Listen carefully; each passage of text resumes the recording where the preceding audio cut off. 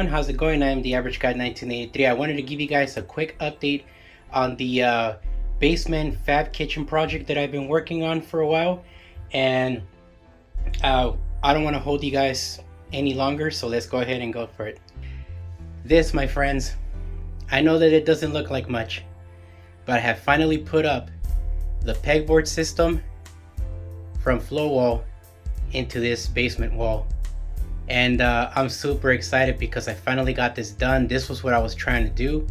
And here's the rest of the stuff that I have from Mobile Solutions. Now, I still do have like maybe 2 or 3 boxes left of stuff from Mobile Solutions to unpack. And if I can be honest with you guys, I forgot that I had this from Dean and Fernando that I purchased to support them when they were announcing, or when they first announced that they were doing these rulers for the zip ties. And I also forgot I had got these, but I have them. And what sucks is that they were on sale for Memorial Day, but I bought them at full price a while back. Anyways, well, it doesn't matter. I did wanted to show you guys right here. This was the finishing part of those metal pegboards I told you guys about. Now, I did have a little bit of trouble putting these on with those these Tapcon screws that you see there. Now, the problem was that the little bracket in the back where the hole goes in for the screw, those are really flimsy. I had to make the holes a little bit bigger on them, and just to fit the 3/16 inch screw, obviously. And one of them got twisted, and I had to try to unbend it and try to put it back the way it was. So they have very cheap welding on the back. So I don't think these metal pegboards are intended to hold anything super heavy compared to these ones from Flowwall that are made out of PVC or plastic of some sort.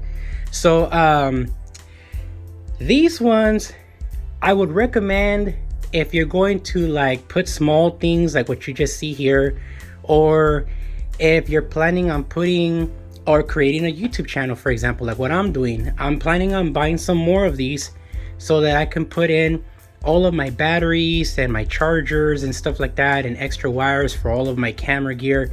Any microphone, you know, thingies and stuff would be on a pegboard like this, would be ideal for something like that.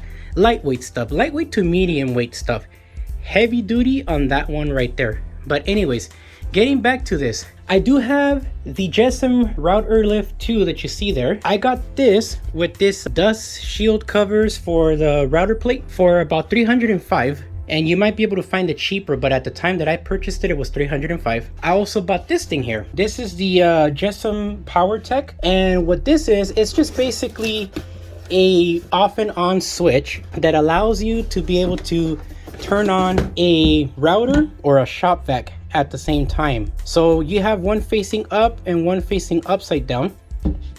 The back of this is plastic and only the front is metal. Now this little trigger thing here is what turns on the router and turns it off. Sorry about that. See? And if you remove this yellow tab, which is like a security key, get this out of the way, and now when you turn it on, nothing happens because it needs to be locked in order to turn the switch off and on. This is ideal if you have little kids that end up coming into the basement or your garage and you have one of these and you want to keep their little hands off of things and secured.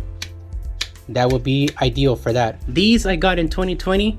I actually forgot how big these things are. I know that I had showed you guys a couple of these when I was making the custom adapters for the C7 speakers, but holy crap. If I can be honest with you, I don't think I'm ever going to use these 3 here or these 3 here, because they are basically like 17 inch to like 22 inch or 24, and I don't think I'm ever going to have 24 inch subwoofers. I'm just being realistic, but they're there because they come in a kit. So there goes that. And let me see what else to show you. Oh yeah, this thing here. This is the GESM router table that I was talking to you guys, the tabletop.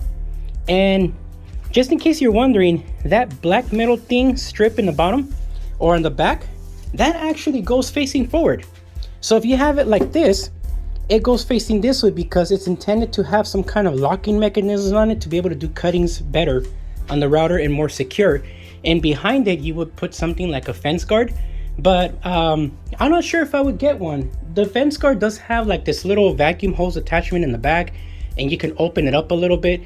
And as the router's spinning, throwing all kinds of stuff all over the place, you can get that vacuum turned on with that switch there and have it clean everything up so that your basement or garage won't be so dirty. So I'm thinking about it. I'm not sure if I'm gonna get it. The thing is about 300 bucks, man. That's kind of a lot to pay for a piece of wood that sticks out sideways and has a hole in the middle for a vacuum hose. I mean, there's more to it, but I feel like that's just a lot.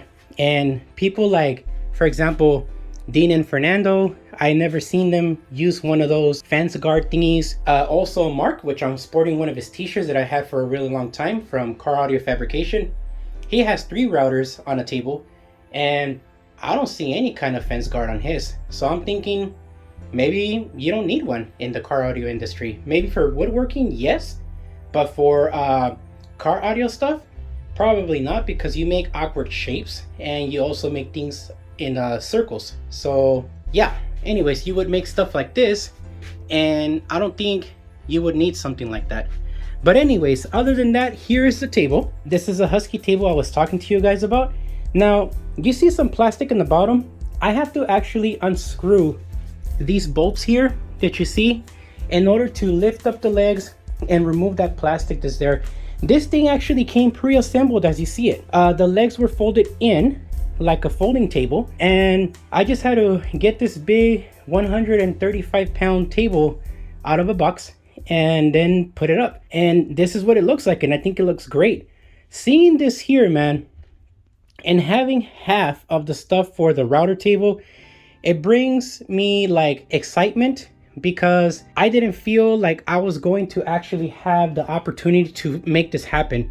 I know I told you guys my intentions, and I was already starting to feel like crap because like I want to get this done, but the problem was mainly time, money, and the most important one, availability of products. Like there's been so many delays and stuff, it's ridiculous, man.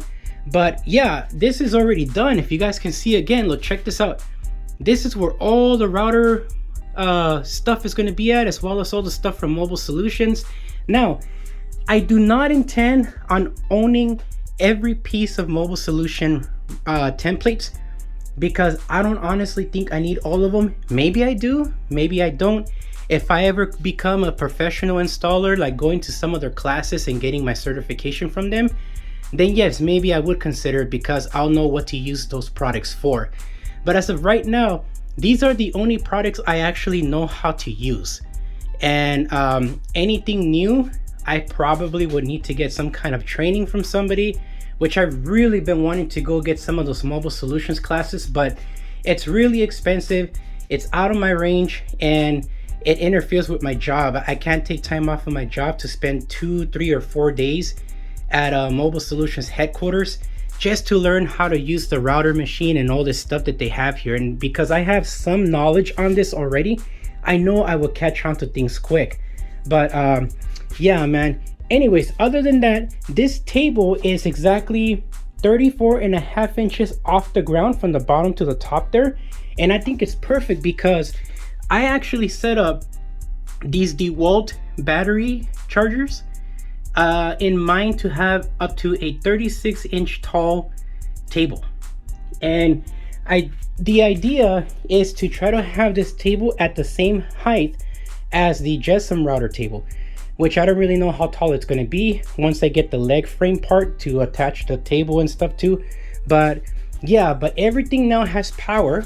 I might have forgotten to show you guys the process of that, but I ran a 12-2 OFC MC cable all the way across this way, and the junction box, you can kind of see it right there somewhere, and that's where I ran it to for a brand new line, 20 amps. I have 9 of these GFCI weather resistant outlets. So yeah, this is it so far, but I'm just super excited because I'm 50% done and it freaking feels good.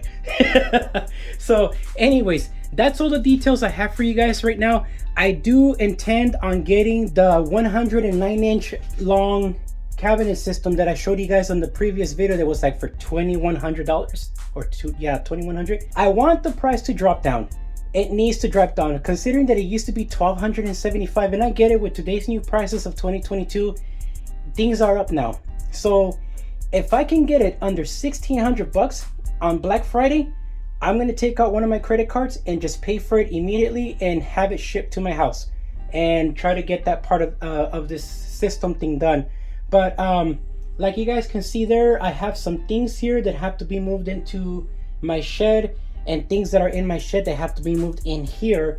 And that stove is actually my landlord's. It used to be in the kitchen when I first moved in, but because I had my own stove, I moved theirs out of the way and put it in here. It's been filled with a bunch of dust and stuff, so I plan on removing the heat shrink that I put down, or the shrink wrap, and cleaning it up really good, rewrap it again, and then put it in my shed temporarily till I get a hold of my landlord so they can take it with them to like the garage that's here in the house that I don't have access to, unfortunately, because they run a church and they're using the garage for storage. So because of my landlords, this is the reason why I'm able to do this here, just to be fair. So I do not want to be a jerk to my landlords. My landlords are good people, and they're the ones who gave me the green light, man. They gave me the green light to be able to accomplish this. They told me, look, since we can't give you the garage, do what you like with the basement. And so I did. Anyways, other than that, that is all I have to report. Thank you guys so much for sticking with me. To the new subscribers, thank you so much for subscribing to the channel, man. You guys gave me the power to continue making content. So thank you so much for that, man. If I didn't have the channel growing, man, I probably would feel like crap, most likely depressed, and probably would give up entirely on making any content in the future. But because you guys keep subscribing to the channel, you guys keep hitting that thumbs up button, which is really important for the YouTube algorithm, it means a lot to me. So thank you so much. And as of right now, I'll cut the video loose now. Thank you so much for watching, and I'll see you guys on the next video, man. Bye.